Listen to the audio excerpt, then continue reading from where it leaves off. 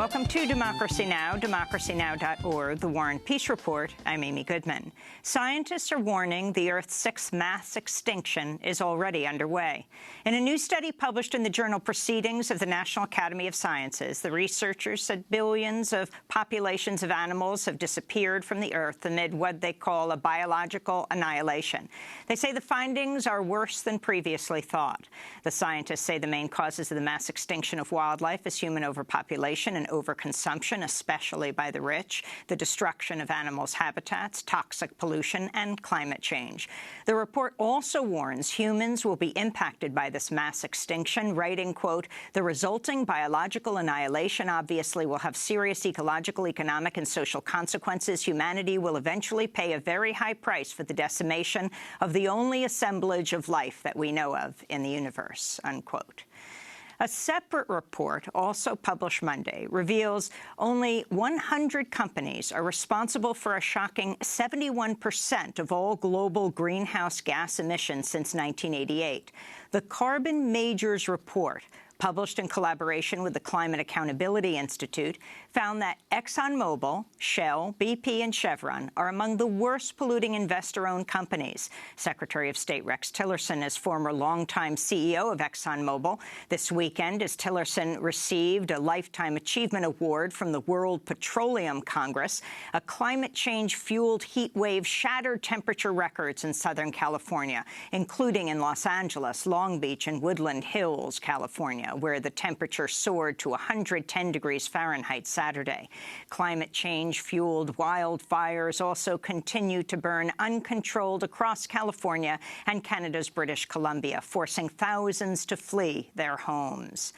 On Capitol Hill, at least 80 people were arrested in more than a dozen protests at the offices of House and Senate Republicans, where activists demanded the lawmakers oppose the Republican health care plans to repeal and replace the Affordable Care Act.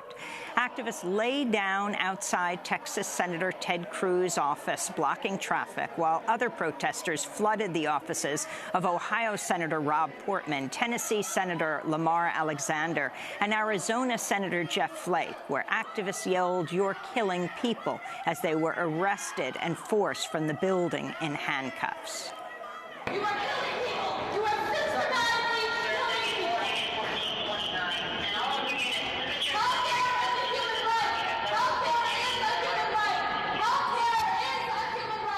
If passed, the Republican Senate health care plan could cause 22 million Americans to lose their insurance over the next decade. CNN reports at least 10 Senate Republicans oppose the health care plan in its current form.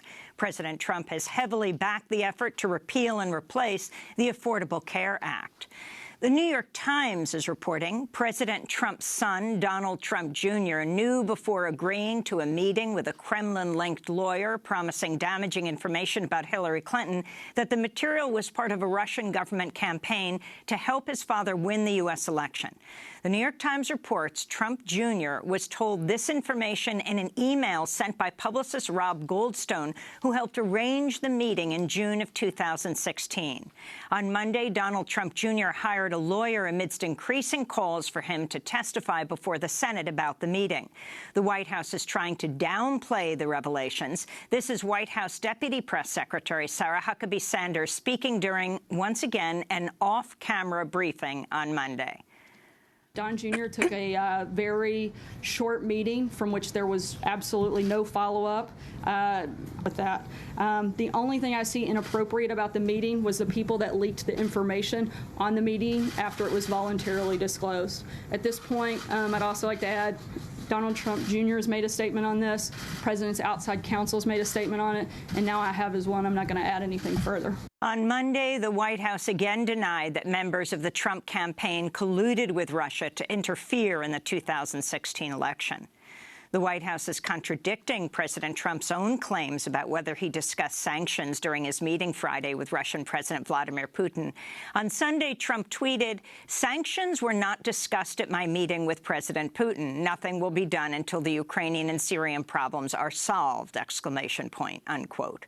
But on Monday, White House Deputy Press Secretary Sarah Huckabee Sanders said the conversation did include a discussion of the sanctions which were imposed by the Obama administration in December in response to the alleged Russian interference in the 2016 U.S. election. This morning, Russian media outlets cited Russian foreign ministry sources saying they're considering expelling about 30 U.S. diplomats and seizing control of U.S. diplomatic buildings in retaliation for the sanctions.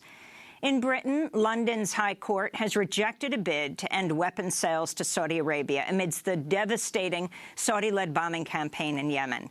The group Campaign Against the Arms Trade had tried to block the sale of British-made bombs and fighter jets, arguing their use in the bombing campaign in Yemen has violated international law. On Monday, speaking at the British Parliament, British Labour leader Jeremy Corbyn called on Prime Minister Theresa May to end the weapons sales. Will she halt immoral arms sales to Saudi Arabia, as Germany has done, and back Germany's call to end the bombing in Yemen? But on Monday, the High Court dismissed the case, drawing condemnation from Human Rights Watch and other international groups. Human Rights Watch has documented over 80 apparently unlawful Saudi-led coalition attacks in Yemen that have hit schools, markets, homes, hospitals. The bombing and Saudi naval blockade has also devastated Yemen's health, water and sanitation systems, sparking a massive cholera outbreak that has now infected 300,000 people, with an estimated 7,000 new cases every single day. The New York Times is reporting Eric Prince, the founder of the now-defunct mercenary firm Blackwater, and billionaire Steven Feinberg, owner of the military contractor DynCorp, developed proposals for the Trump administration to use more private military contractors in Afghanistan rather than deploy thousands more U.S. troops, as the Pentagon has requested. Prince, who's also the brother of Education Secretary Betsy DeVos, and Feinberg developed the proposals at the request of Trump's son-in-law, Jared Kushner, and Trump's chief strategist, Stephen Bannon. The proposal represents an obvious conflict of interest, given that both Prince and Feinberg profit off the use of private military contractors in U.S. wars. The State Department has already paid DynCorp $2.5 billion for its military contracting work in Afghanistan. In financial news, the Consumer Financial Protection Bureau has moved to bar Wall Street banks and other financial firms from forcing people into arbitration and instead allow people to file class action lawsuits that could cost the banks billions of dollars. Currently, people who are trying to dispute banks over credit card accounts or student or payday loans are forced into mandatory arbitration, a process that benefits the banks because it forces people to try to fight the institutions on their own. The change could take effect as early as next year, although it faces fierce opposition from Wall Street. In Mississippi, a Marine Corps plane crashed into a field in LaFleur County on Monday, killing all 16 people on board. The Marine Corps has not released any more details about the cause of the crash of the military C-130 plane. In Brazil, the rapporteur for a lower house committee has recommended putting Brazilian President Michel Temer on trial for corruption following accusations from federal prosecutors that Temer accepted millions of dollars in bribes. On Monday, protesters again took to the streets to demand Temer be ousted or resign. This is protester Márcio Alves. Not one less right. Out with Temer. He represents the rejection of all rights. But this is bigger than Temer. If Rodrigo Maia comes into power, he will do the same thing or worse. So today is not just about ousting Temer, but about everything else. Not less rights, because tomorrow the Brazilian Senate will cut wages. In Turkey, more than 40 academics and university workers were arrested at 2 Istanbul universities Monday amidst Turkish President Recep Tayyip Erdogan's widening crackdown. Among those arrested on charges of alleged terrorist links was Professor of Political Science Kure Kalışkan. This is Professor Kalışkan speaking on Democracy Now! Last summer about how he and more than 1,000 other Turkish academics signed a peace petition. Of course, I signed that letter too. First, it was signed by more than 1,200 academics. When Erdogan called us terrorists or voices of terror, 1,000 more academics signed it. Since then, more than 100 academics lost their jobs. What Erdogan does is to do what all authoritarians do.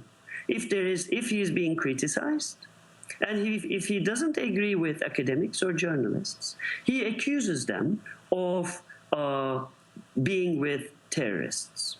To see the full interview, you can go to democracynow.org. In Bahrain, human rights activist Nabil Rajab has been sentenced to 2 years in prison on charges of spreading fake news during his television interviews. Amnesty International said, quote, imprisoning Nabil Rajab simply for sharing his opinion is a flagrant violation of human rights and an alarming sign that the Bahraini authorities will go to any length to silence criticism, unquote. Rajab has been imprisoned multiple times in recent years for participating in pro-democracy protests and for criticizing the Bahraini government. This is Rajab speaking on Democracy Now! In 2014, just after he was released from spending nearly 2 years in prison. Struggle for democracy in this part of the world is not an easy thing. It's a difficult thing. You are dealing with a ruling family that came outside and ruled this country 200 years ago, treated people like slaves.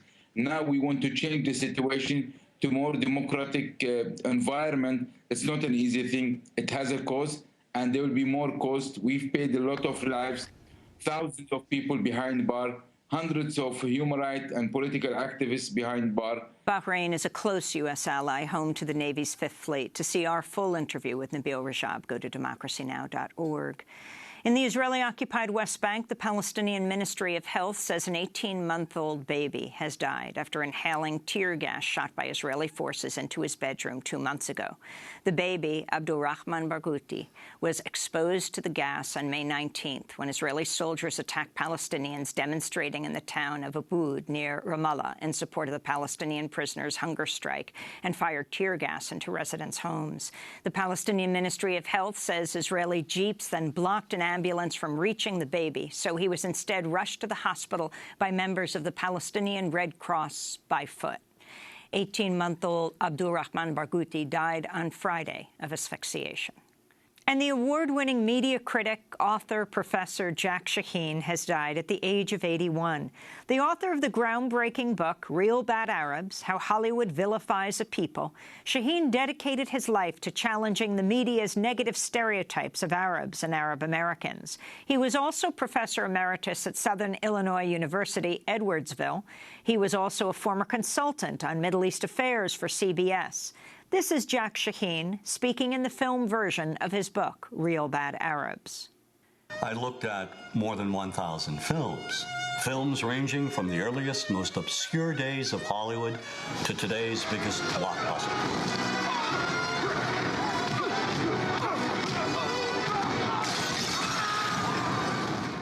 And what I tried to do is to make visible what too many of us seem not to see.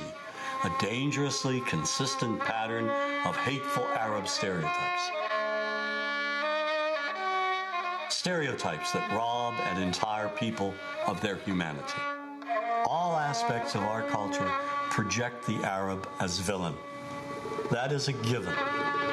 Award-winning media critic, author, professor Jack Shaheen died Monday in South Carolina at the age of 81. And those are some of the headlines. This is Democracy Now!, democracynow.org, The War and Peace Report. I'm Amy Goodman. And I'm Juan Gonzalez. Welcome to all of our listeners and viewers around the country and around the world.